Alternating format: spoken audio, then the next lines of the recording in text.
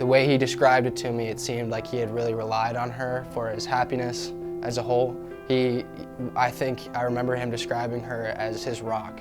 It actually happened directly after one of our Hope Squad meetings. I had a really close friend who lived in Louisville, Kentucky. So it was actually one of my very good friends. I think I've been held to a higher standard being a Hope Squad member, not only within our group and being a leader and showing the underclassmen how to lead and how to be a role model in the school, but also with my peers in general. Not only had it impact me then in a positive way of just being able to help people, but as I go further in the future and maybe in college or in my professional life outside of that, I think it's just important that caring for one another down past whatever titles you have or whatever business you have between each other, it's just really important that each person is cared and looked after for. It's let me see that, yes, people are going through something and you kind of have to understand, you can kind of just relate yourself to it and be like, oh, I went through the same thing, so they should be fine too, because not everybody handles the same situations the same way. So sometimes I need to take care of myself and just make sure that I'm doing okay.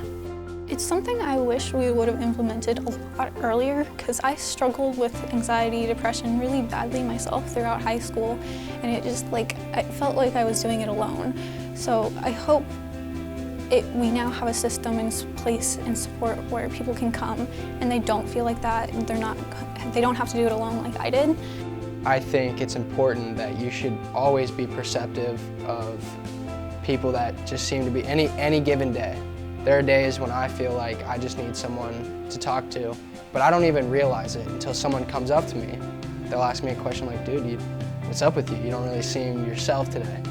And I can just let it out, and I'm just like, wow, I feel better already.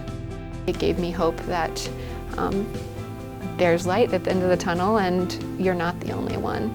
So it was a very significant event when I learned that it was coming here, because it was a huge, huge step for our school.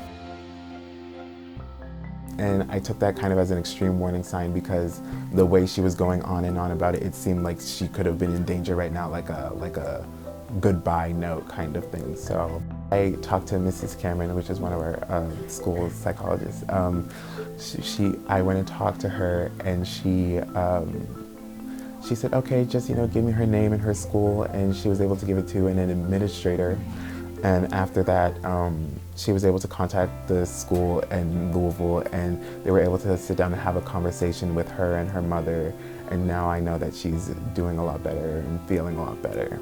And she had been planning, to hurt herself, and wasn't sure what these feelings were. And I used my training as a way to kind of get things out without going step by step. They had plans to maybe no longer exist, and it was very sad, very sad.